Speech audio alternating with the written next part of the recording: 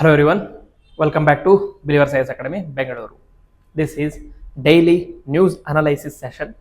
In this session, we will be discussing some important articles, very significant from UPSC mains, prelims as well as interview perspective.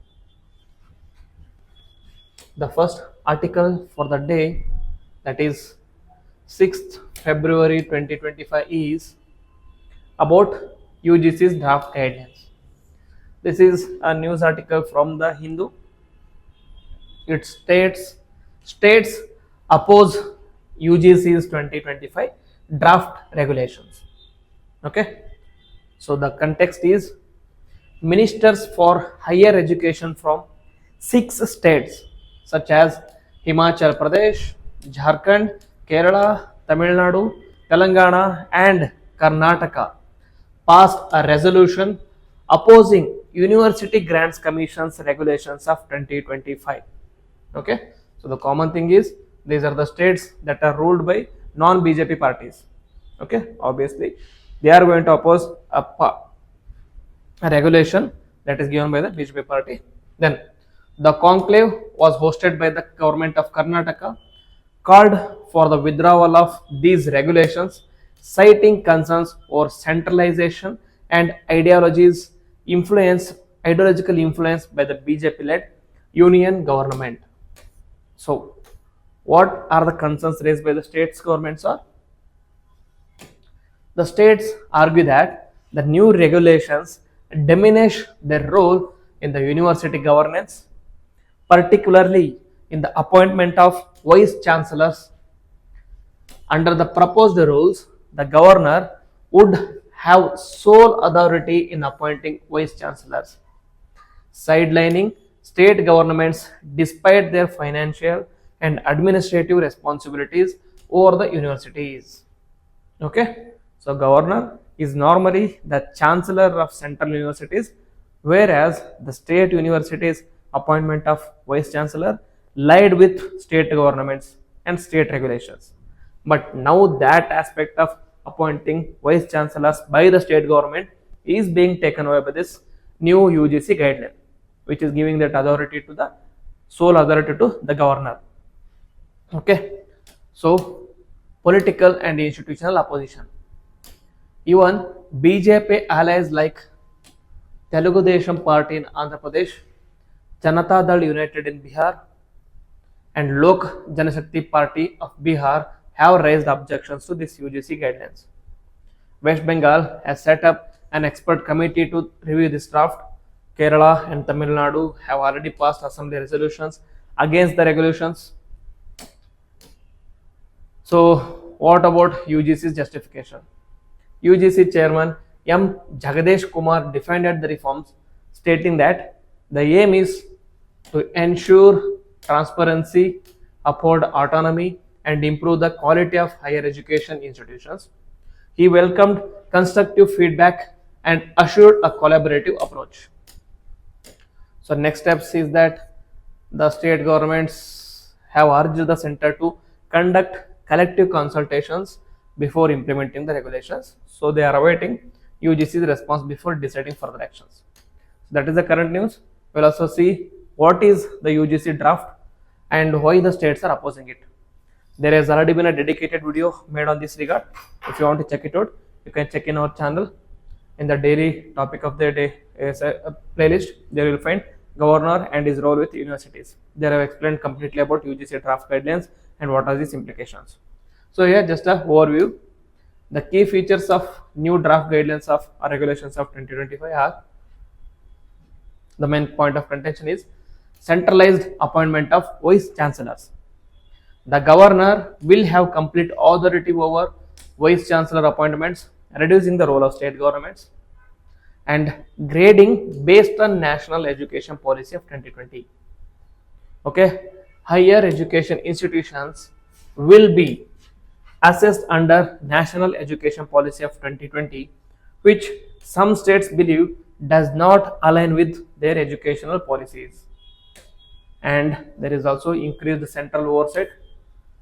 The UGC as a regulatory body will have greater control over university administration, which is again diminishing the state influence. Emphasis on standardization. The guidelines aim to bring uniformity in the university governance across states, focusing mainly on transparency and institutional autonomy. However, states are vehemently opposing it. Why the states are opposing? Mainly Himachal, Jharkhand, Kerala, Tamil Nadu, Telangana, Karnataka are opposing it. The major concerns raised by the governments are obviously it is eroding the state autonomy.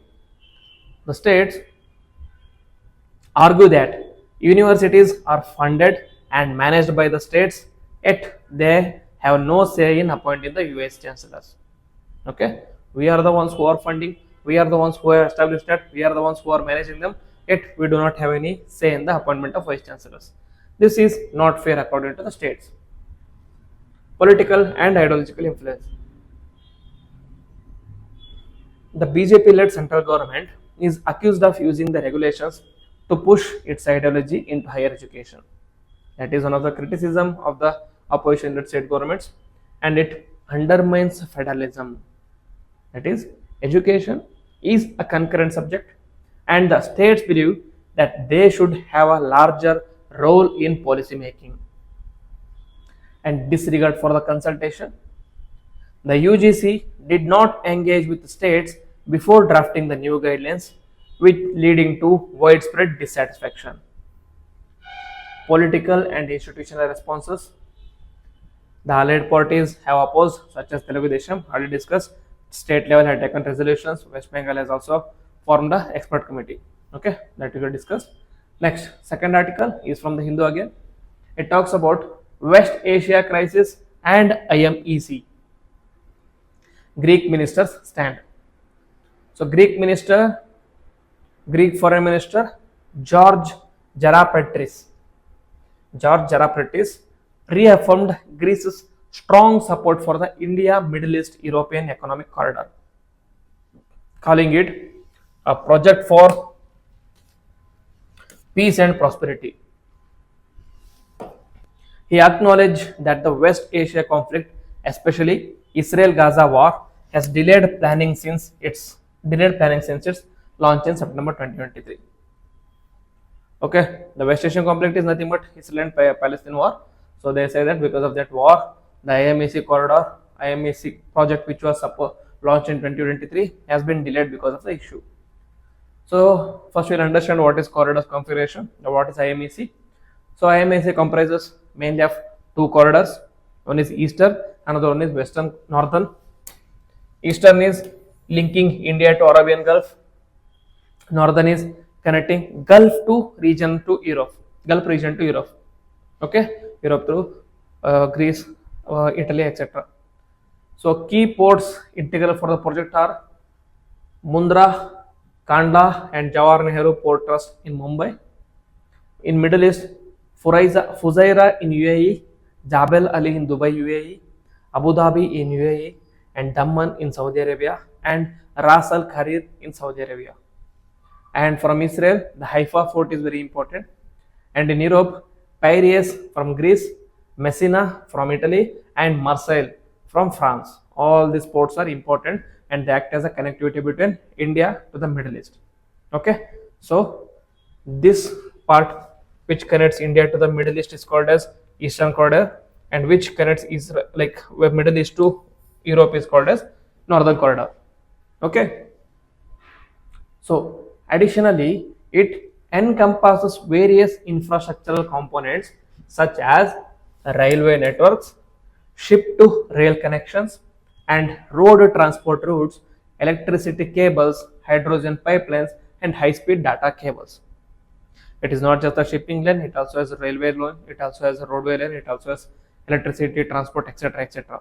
Okay, but according to the Minister of Greek, for extra Minister of Greek, challenges are there in implementation, such as the first stakeholder meeting was supposed to take place within 60 days of the agreement, but has not occurred even after 60 months due to the ongoing conflicts in Gaza, Syria, and Lebanon. Greece believes that a ceasefire and stability in the region are crucial to moving the project forward. And Greece's role in IMEC. Greece has pitched itself as a gateway to Europe for the corridor. Piraeus, Piraeus, Messina, and Marseilles are the key ports being considered for the IMEC. Reports suggest that India's Adani Group is exploring investments in Greek ports like Kavala and Volos, though no official confirmation was provided. This is the role of Greece here and its impact on bilateral trade and economic cooperation. Like presently, the trade between India and Greece stood at a meager $1.9 billion in 2022-2023 with a goal to double it by 2030. And the key sectors of interest are construction materials, food and beverages, and renewable energy. And India European Union Free Trade Agreement. Greece hopes its conclusion will accelerate the economic ties between India and Greece because of India and European Union Free Trade Agreement. Connectivity and migration issues. Despite an air service agreement in 2022, there are no direct flights between India and Greece. Greece plans to open new consulates in Mumbai and Bengaluru to facilitate trade and tourism. And migration policy. Greece is negotiating a memorandum of understanding with India to ensure legal migration pathways and prevent illegal immigration into Greece. So the Minister of Greece says that Greece remains committed to IMEC despite the delays caused by the West Asia, and it seeks stronger trade ties with India, increased connectivity, etc., etc. Third article, it is about opposition to rebuilding Teesta 3 dam in Sikkim.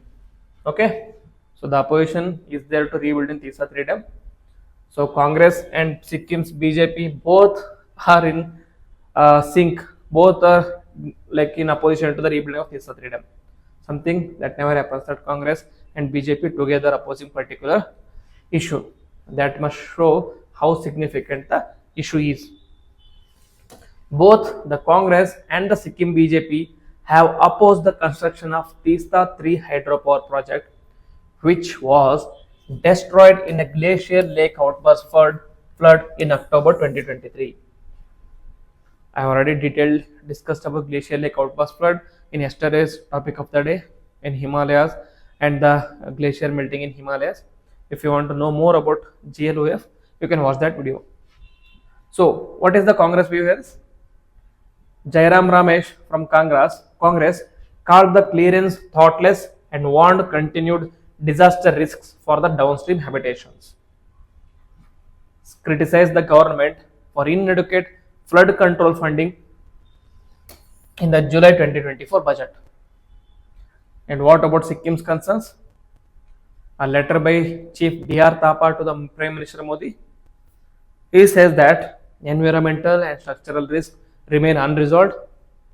Approval granted on January 10, 2025 despite pending scientific studies. Okay, so you already approved for this project without any scientific studies. So there needs proper scientific studies before you can give approval for this project. And he demands a fresh environmental EIA, that is environmental impact assessment, incorporating updated climate data and GLOF risks.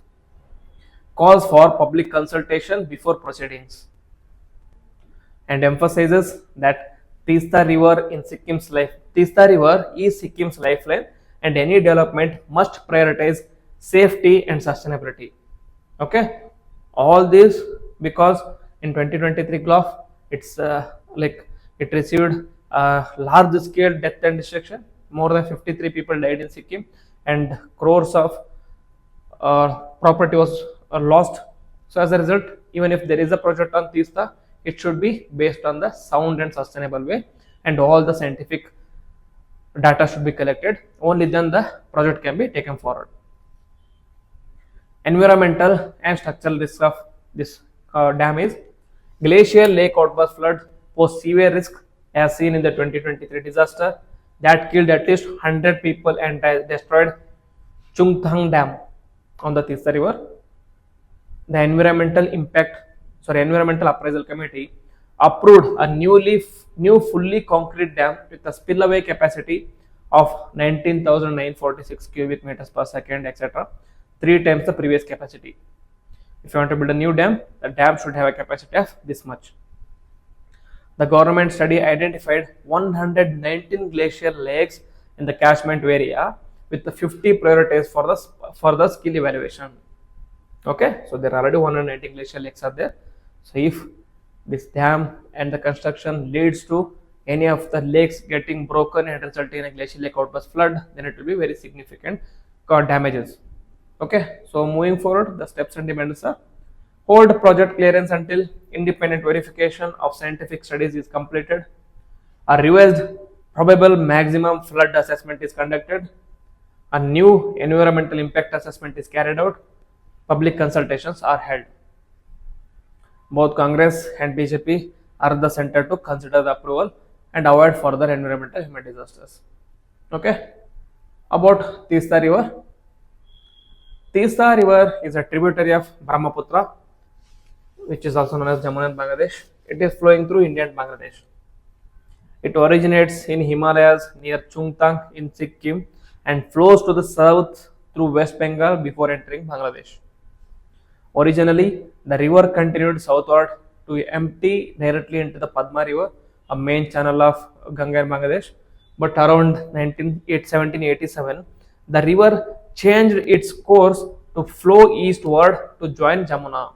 Okay, the rivers, which are mainly Himalayan rivers, tend to change their course because of the heavy river, etc., heavy waterfall, etc. The Tista barrage dam helps to provide irrigation for the plains between the upper Padma and Jamuna river. Okay, so in the map, this is the Tista river, which joins Jamuna river or Brahmaputra river in Bangladesh, and then converts into Padma and drains into Bay of Bengal. Okay, also the homework for you today is learn about India Bangladesh Tista river dispute and Tista agreement. Okay, very important from India and Bangladesh relations, since Bangladesh is going through a political turmoil. There can be a question on by India and Bangladesh in your coming mains, so do have a look about Tista dispute between India and Bangladesh. Next,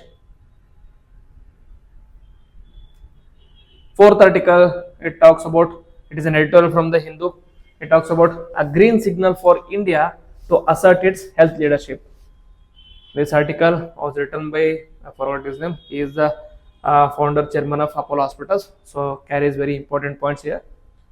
It discusses how India's Union Budget 25-26 lays a strong foundation for healthcare transformation, positioning the country as global healthcare leader through infrastructure expansion, medical education, and innovation-driven care. Okay, so what is the healthcare budget and expansion? Rupees 90,958 crore or core was allocated for healthcare in 25-26 budget. 75,000 new medical seats to be added over the next 5 years, with 10,000 seats in financial year 24 alone. Investment in day care cancer centers to improve accessibility and treatment quality. So very good signals from the budget and India's healthcare transformation. The article also says that India has evolved from struggling with a limited medical infrastructure in the 1980s to becoming a global healthcare hub in present day.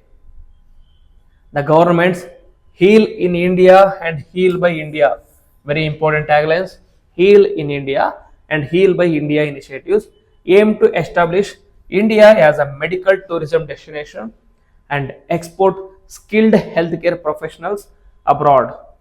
Okay, then public-private partnerships will play a crucial role in advancing healthcare services.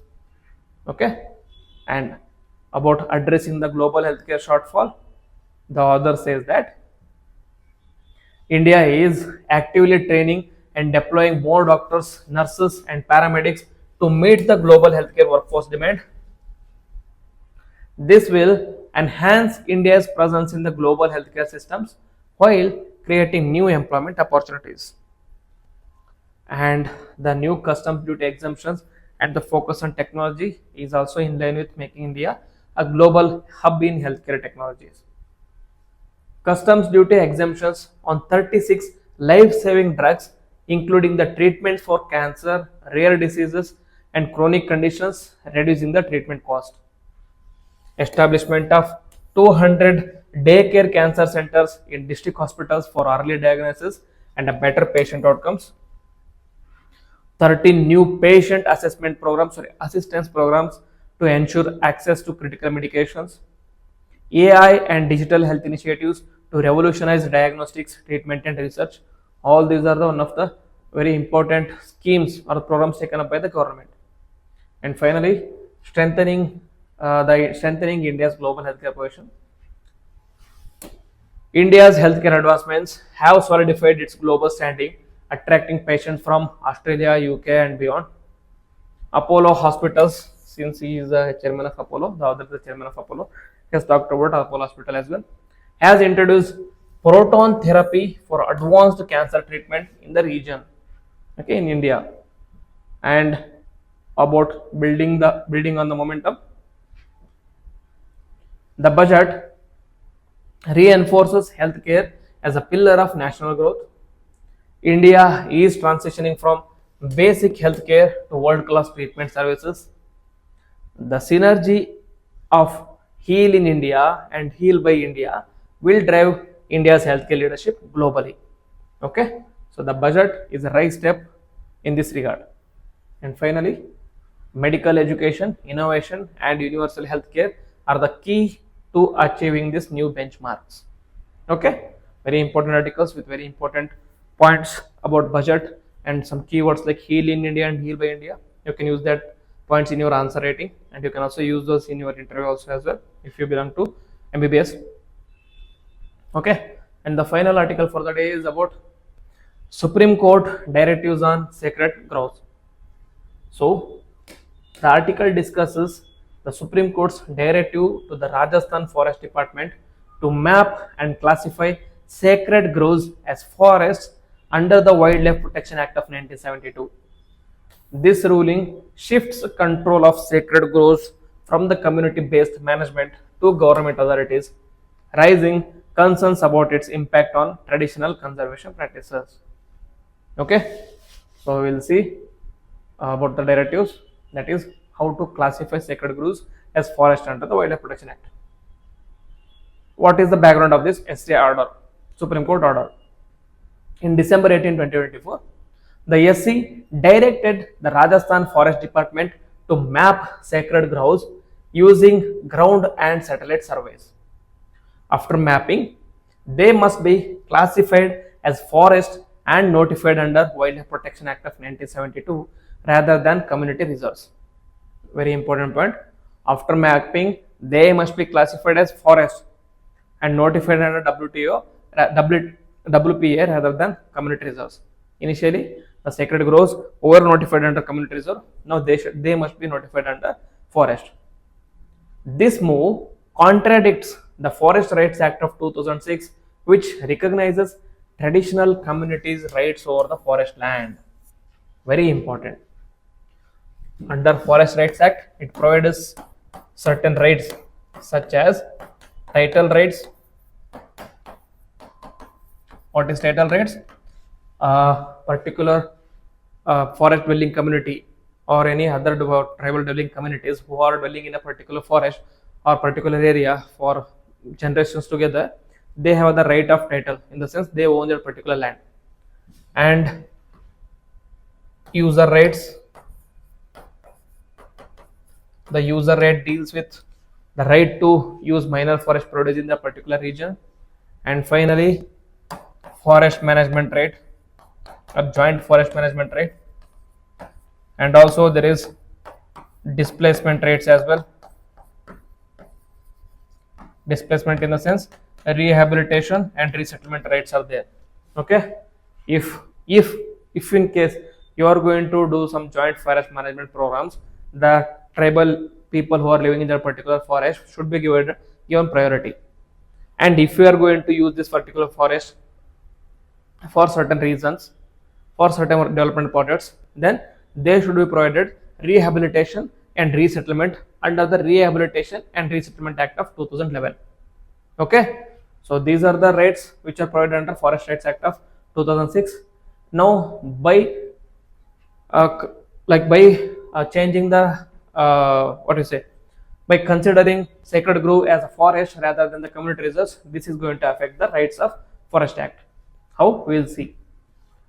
What is sacred groves and the definition importance? Sacred groves are patches of forest traditionally protected by local communities for their cultural and ecological significance. India has an estimated 1000 hectares of sacred groves found in states like Himachal Pradesh, Karnataka, Chhattisgarh, Odisha, Madhya Pradesh, and Maharashtra. 10,000 hectares of sacred groves. They are very important for biodiversity conservation and contains medicinal plants, rare species, and spiritual landmarks. Okay, very important from this aspect. They are also called as, the sacred groves are called as by different names. For example, they are called as Devara Kadu, meaning God's forest in Karnataka. They are called as Daiva Kadu in Tamil Nadu, etc. etc. Kadu. So similarly, under different names, they are called as called by different names in different states. With respect to legal precedents and the conflicts, very important case, T.N. Godavarman and Union of India case of 1996. In this case, Supreme Court famously defined forest land broadly to include areas with dense tree cover and government recorded forest areas irrespective of the ownership. Okay, meaning they defined forest land to include areas with either dense tree cover or government recorded forest areas irrespective of the ownership. Meaning, even if they are owned by the community or even if they are owned by the private individuals, they can be considered as a forest land. Okay. And in Forest Rights Act of 2006, it recognizes rights over forest resources, allowing them to manage and conserve sacred groves. Now, the recent ruling of the Supreme Court shift the control from communities under Forest Rights Act to the Forest Department, which is contradicting the Forest Rights Act of 2006. So, what will be the implications of SC directive? It will result in loss of community governance, meaning the traditional self-regulated conservation will be replaced by the government management. It will have impact on local traditions, that is, communities may lose the right to conduct rituals and cultural practices within the sacred groves. It will also have legal implications, that is, the chief wildlife warden will now control these lands, limiting local access and decision making to the locals there. So the article also talks about how the forest department's takeover affects the governance here. If classified as reserve forest, communities will lose direct access and management rights, which are provided under FRA. According to the FRA provisions, sacred groves should be protected as community forest, allowing the locals to conserve as well as manage them. Now, this shift from the local to the forest department is going to restrict traditional practices after the land use policies, alter land use policies, and weaken the conservation efforts. So we have to wait and see how this will pan out, but very important article, especially if your optional is anthropology or forestry. Okay, there you can expect a definite question on this in your interview, and there can be question on this with respect to anthropology or forestry in your optional as well. So this ends our discussion for the day. If you have any doubts, you can write in the comment box. If you like the video, please hit the like button, comment on the video, and also share with your friends. With this, I will end the video. Jai Hind.